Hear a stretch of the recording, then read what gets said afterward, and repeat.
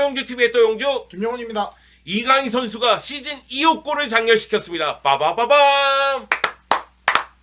아니 잘한다 하니까 진짜 잘해요. 네, 이강인 선수가 잘한다고 했잖아. 네. 올 시즌은 다르다고 얘기했잖아요. 벌써 2골 3개의 도움을 기록했습니다. 커리어 하이예요. 와, 이강인 선수가 마요르카의 중심으로 새롭게 태어나는 모습을 올 시즌에 보여주고 있는 거죠. 시즌 두 번째 골은 친정팀인 발렌시아를 상대로. 그리고 또 예우까지 갖춰주면서 네.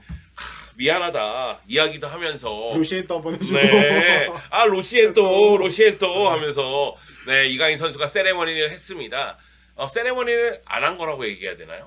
그러니까 뭐 친정팀에 대한 예우 그냥 내가 역전골을 넣어서 패배시켜서 미안하다 정도로 해석하면 될 것 같아요. 네, 그렇습니다. 이강인 선수 올 시즌 활약이 어떤지 잠깐 돌아보도록 하겠습니다. 자, 일단 이번 경기 먼저 좀 살펴볼 텐데 발렌시아전 네. 사실상 마요르카가 조금 밀렸다 네, 라고 좀 볼 수 있고, 그리고 전반전에는 양팀 모두 좀 공격은 시도했지만 뭐 위협적인 찬스들을 맞이하지 못했는데 이 사실상 승부는 후반전에 모두가 다 판가름이 났죠. 일단 후반 7분 카바니가 PK 득점으로 선제골을 터뜨렸고, 그 다음에는 아기레 감독의 좀 용병술에 대해서 얘기를 해봐야 될 것 같아요. 그 선제골이 먹히고 난 다음에는 은디아의 다니 로드리게스, 이드리스 바바를 투입하면서 포백으로 전환하는 모습이 있었고, 그 다음에는 이제 무리키의 동점 PK가 나옵니다. 이 당시 이제 은디아에가 PK를 얻어내는 모습이었는데 아기레 감독이 은디아를 투입하면서 이제 역전의 발판을 만들었다라고 할 수 있고, 그 다음에 후반 38분에는 다니 로드리게스의 패스를 받은 이강인이 어깨를 흔들어 째끼면서 발렌시아의 수비들을 제끼고 이제 왼발 슈팅으로 와. 역전골을 터뜨렸습니다. 각도가 그렇게 많지 않았는데 네. 그리고 슈팅 전에 제치는 동작도 네. 네, 환상적이었고요. 슈팅 자체가 좀 시원스러웠죠. 완전 뻥 때렸고, 네, 일단 제일 칭찬하고 싶은 부분은 이 이강인 선수의 이 어깨 페인팅은 확실히 예술이다. 아 예술입니다. 네, 예술입니다.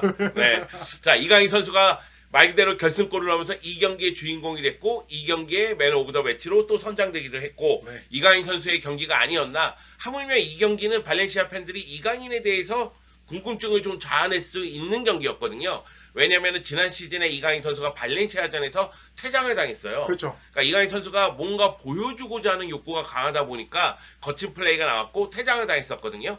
근데 올 시즌 이강인이 마요르카에서 잘한다 이런 사실을 발렌시아 팬들도 눈으로 확인했잖아요. 봤을 거 아니니 보고 있나? 이런 생각이 좀 들지 저 않습니까? 벌써 저희 뒤에 보면은 팬분들 이제 표정부터가 네, 보냈으면 안 됐는데. 그렇죠. 근데 발렌시아 팬들 입장에서는 발렌시아의 스타들이 떠나가서 발렌시아 상대로 잘하는 모습, 부메랑 효과가 나오는 모습을 볼 때마다 가슴이 메어지는 그런 게 있는데 이강인 선수에게도 똑같은 감정을 느꼈으리라 봅니다. 네. 네, 그래서 이번 경기 이제 이강인 선수의 이 활약상을 좀 살펴볼 필요가 있는데, 이번 경기 좌측 윙어로 나왔습니다. 네. 우사일 포메이션 좌측 윙어로 나왔는데 좀 눈에 띄는 부분은 적극적인 수비 가담이 있었다. 그러면서 좀 볼 부분은 이제 이강인 선수의 이번 경기 스탯인데 사실상 좀 이렇게 엄청 좋다, 엄청 화려하다 정도까지는 아니지만 준수한 활약을 펼쳤다이고, 히트맵을 보면은 이 수비 쪽에 얼마만큼 가담을 했는지 좀 볼 수가 있어요.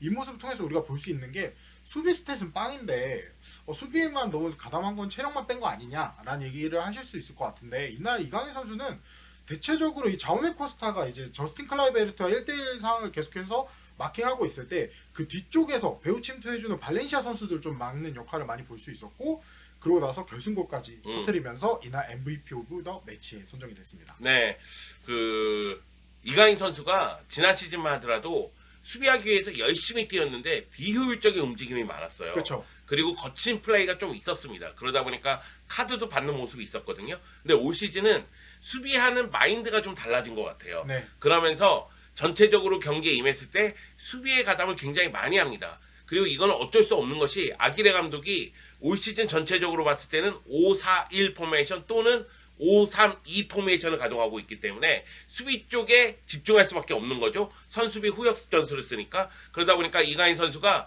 수비 쪽에 많이 가담하다 보니 스탯 자체는 좋지 못해요. 그렇죠. 네, 왜냐하면 공격 전개를 많이 해야지만 공격 쪽에 스탯이 쌓이잖아요. 네. 근데 스탯 자체는 좋지 못하지만은 영양가로 따지면은 굉장히 좋은 활약을 펼치고 있다. 특히 오프 더 볼 상황에서 무리키하고의 움직임은 매우 효과적이다. 이런 생각이 좀 들고, 그리고 이 경기는 결승골을 넣었기 때문에 저희가 뭐 더 이상 어떻게 설명을 해야 될지 어떻게 칭찬해야 될지 모를 정도로 대단한 활약을 펼쳤다. 이렇게 얘기할 수가 있겠습니다. 네, 뭐 라리가가 이미 벌써 음. 크랙이라고 얘기를 했는데 뭐 저희가 더 설명할 아 게 진짜 있을까요? 크랙이에요. 네. 네, 왜 그러냐면 무리키가 최전방에 있기 때문에 아기레 감독 밑에서 마요르카는 측면에서 크로스 또는 롱패스를 많이 한단 말이에요. 그럼 무리키가 직접 해결을 하면 좋지만은 해결하기 어렵기 때문에 무리키가 떨궈줄 때 이강인 선수가 볼이 없을 때 움직임이 중요합니다. 그렇죠. 그렇기 때문에 이강인 선수하고 무리키의 호흡이 중요한데 요것이 올 시즌 찰떡궁합 아니야 그리고 찰떡호흡 궁합이라는 찰떡호흡. 얘기하면 안 되죠. 네. 어휴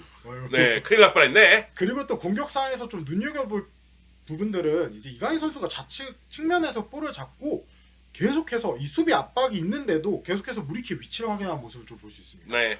그리고 이강인 선수가 볼을 끌고 중앙 쪽으로 들어올 때 하우메 코스타가 위로 올라가는 장면까지 나오면 그때는 마요르카의 공격이 잘 풀리는 날이거든요. 사실 요 경기 같은 경우에도 후반전에 아기레 감독이 은디아이를 투입하면서 4-5-1 포메이션으로 바꿨잖아요. 네. 그래서 스페인 언론들 보니까 이제 아기레 감독이 무리키, 이강인 외에 또 다른 무기를 갖게 됐다. 은디아이를 투입하면서 포백으로 바꿀 수 있게 됐다. 이런 얘기가 있었고 아기레 감독도 경기 끝나고 나서 우리가 수비만 하는 팀은 아니다. 앞으로 상황에 따라서 4-5-1 포메이션을 가동하면서 공격적으로 나갈 때는 공격적으로 나가겠다는 이야기를 했습니다. 그래서 이제 이강인 선수는 마요르카의 찐 에이스다. 찐 에이스지. 이제 찐 에이스다. 그래서 이번 팀 기록도 좀 준비를 해봤는데 이번 경기 이강인 선수가 결승골을 터뜨리면서 승점 3점을 갖고 왔는데 마요르카가 10월달에 좀 굉장히 부진했습니다. 안 좋았죠. 네, 그 바르셀로나한테 패배를 시작으로 이제 9월 A매치 이후에 4경기 1무 3패, 그다음 5경기 만에 승점도 올렸고 이강인 선수는 2골 3도. 앞서 말씀드렸던 것처럼 커리어 하이를 찍고 있다. 팀 내 최다 공격 포인트를 기록하고 있고 최다 도움을 기록하고 있습니다. 이강인 선수가 사실은 최근에 감기 기운도 있었고 네. 여러모로 어려운 상황도 있긴 있었지만은 이제 발렌시아 상대로 친정팀 상대로 골을 넣으면서 확실히 또다시 올라온 모습이 나타나고 있습니다. 그것도 마요르카가 부진한 시점에 결승골을 넣은 것도 네. 굉장히 큰 효과를 발휘하고 있죠.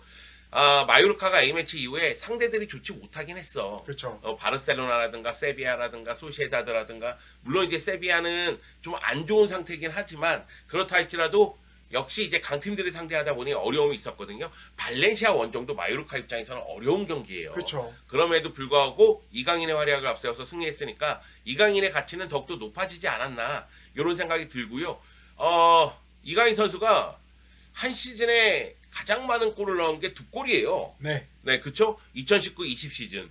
그래서 골 수가 늘어날 필요성이 있었거든요. 근데 올 시즌은 남은 경기 수 생각했을 때는 네, 훨씬 더 많이 넣을 거 아니야. 벌써 2골이니까. 그렇죠. 뭐 지금 사실상 2경기당 공격 포인트 하나인데 네. 이 정도면은 뭐 19개로 끝낼 수 있지 않을까요? 아니 도움도 네. 한 시즌 최다 도움이 3도움이었거든요. 그렇죠. 근데 올 시즌 벌써 3도움이니까 아마 올 시즌은 자신의 한 시즌 최다골과 최다 도움을 동시에 이제 넘어서지 않을까.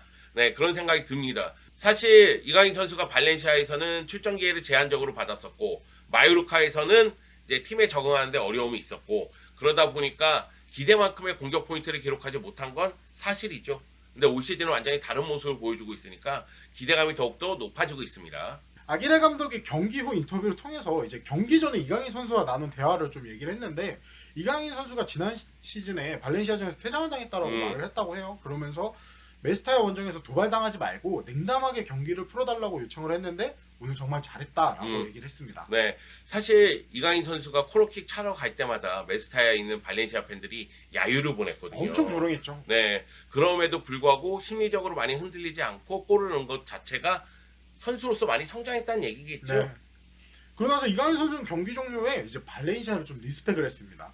뭐 이상한 느낌이 들었다. 10년 동안 발렌시아의 몸을 담았는데 뭐 나에게 모든 것을 준 팀이고 잘 되길 바란다. 그러면서 득점에 성공했을 때는 지난 10년의 감정이 떠올랐다라고 이야기를 했습니다. 그러니까 이강인 선수 입장에서도 이게 오묘한 감정일 거예요. 그럴 것 같아요. 네, 사실 경기장에 들어갈 때 호세가야를 비롯해서 네. 발렌시아 선수들하고 친목질이라고 하죠. 잘 지냈어? 막 이러면서 이제 형 나 왔어. 네, 이러면서 같이 이제 포옹도 하고 이런 모습이 있었는데 예전에 동료들을 상대로 예전에 홍구장에서 네, 가슴에 비수를 꽂는 결승골을 넣었다는 것 자체가 이강인 선수 입장에서는 정말 오묘한 감정이 들지 않았을까 그런 생각이 좀 듭니다.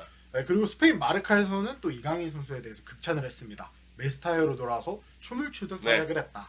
골 넣는 장면 자체가 약간 춤추는 듯한 느낌이 들지 네, 않았을까요? 우리가 아까 말했던 그 어깨 상체, 페인트. 상체 페인팅 동작 자체가 약간 춤을 추는 듯한 느낌이 들지 않았나. 그래서 마르카가 이렇게 표현을 했더라고요. 그리고 각 스페인 언론들이 요 경기 리뷰 기사에 대해서 제목이 다 이강인이 들어갑니다. 네. 네, 왜냐면 이강인 선수가 결승골을 넣었으니까 이강인 선수에 대해서 얘기할 수밖에 없겠죠. 네, 이제 우리가 얘기해볼 부분은 이제 월드컵 전 남은 일정에 대해서 좀 얘기해볼 필요가 있을 것 같은데요. 네, 마요르카가 유럽 대항전을 나간 팀이 아니다 보니까 사실상 거의 주말에 경기를 많이 펼치고요. 남은 팀은 에스파뇰이랑 홈에서 경기를 펼치고 소시에드 원정 그리고 나서 아틀레티코 마드리드와 홈에서 경기를 펼칩니다. 사실상 모두 다 까다로운 팀이라고 좀 네, 얘기할 수 있을 것 까다롭죠, 같아요. 까다롭죠. 네. 뭐 에스파뇰 경기는 뭐 잘만 하면 잡을 수 있을 것 같은데 소시에다드 아틀레티코 마드리드는 까다롭습니다. 아틀레티코 마드리드 그리즈만 보고 있어. 너 살아났더라. 참 나 진짜 기가 막혀서. 여하튼 뭐 아틀레티코 마드리드는 그리즈만이 살아나면 그만큼 이제 공격이 살아날 수 있으니까 이런 측면에서 봤을 때는 마요르카 입장에서도 이강인 입장에서도 까다로운 팀이다. 다만 아까 전에 얘기했다시피 이강인은 강팀의 강한 면모가 있으니 지켜봐야 된다. 그리고 또 지난 시즌은 아틀레티코 마드리드 상대로도 또 공격 포인트를 음. 기록한 바 있기 때문에 좀 좋은 기억이 있기 때문에 이 팀한테도 또 강한 모습 보여줄 수 있을 것 같아요. 그리고 이제 제일 중요한 부분이죠. 월드컵 최종 명단에 들 수 있을까? 저는 들어갈 것 같아요. 네, 저도 이번에는 좀 들어갈 수 있지 않을까? 네. 벤투 다만 감독- 벤투 감독이 월드컵에 쓴다는 보장은 못하겠어요. 아 저도 이번에 네. 9월의 매치에 또 소집이 됐지만 또 두 경기 모두 결장을 했잖아요. 그래서 그런 부분들이 좀 걱정스럽고 그다음에 사실 이강인 선수가 이제 이선 자원들이랑 경쟁을 펼쳐야 되는 선수들이 굉장히 많습니다.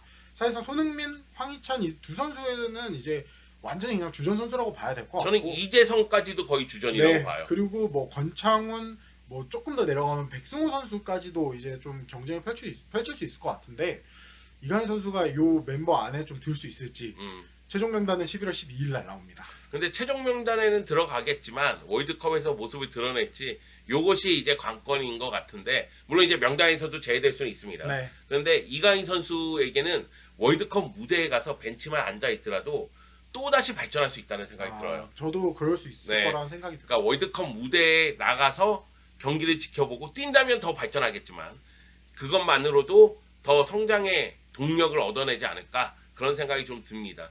근데 이강인 선수는 이강인 선수가 잘하고 있잖아요. 네. 근데 너는 오늘 왜 그러냐 외모가? 저요. 너 요즘 힘들어? 면도를 안 했더니 다만 면도를 안 했을 뿐이야? 좀 힘들긴 합니다. 네.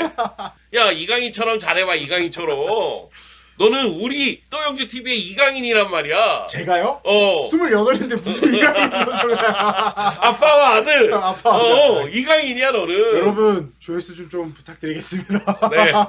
우리 이강인이 참 힘듭니다. 네.